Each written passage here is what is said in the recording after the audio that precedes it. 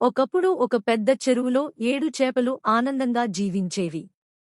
ఆ చెరువులో తేలికగా ప్రవహించే నీరు, ఆకుపచ్చ పూలు, చుట్టూ చెట్లు ఉండేవి.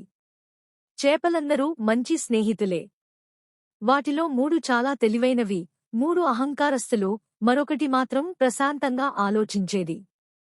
ఒకరోజు 2 మత్స్యకారులు చెరువు పక్కన వచ్చి మాట్లాడుకున్నారు. రేపు ఈ చెరువులో చేపలు పట్టుకుందాం. తెలివైన చేపలు అన్నాయి, ఇక్కడ ప్రమాదం ఉంది. మనం ఈరోజే చెరువును వదిలి వెళ్ళాలి. కాని అహంకారంతో ఉన్న 3 చేపలు నవ్వుతూ చెప్పాయి, మత్స్యకారులు మనల్ని పట్టుకోలేరు.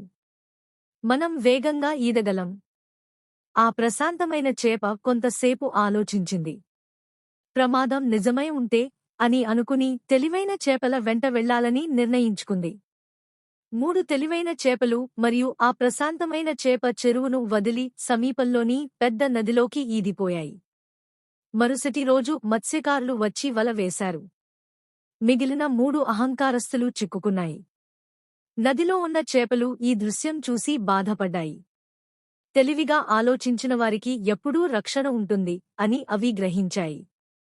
అలా ఆ 7 చేపల కథ ప్రతి ఒక్కరికీ ఒక పాఠం చెప్పింది. అహంకారం నాశనం చేస్తుంది. తెలివి మరియు జాగ్రత్త మనల్ని కాపాడతాయి.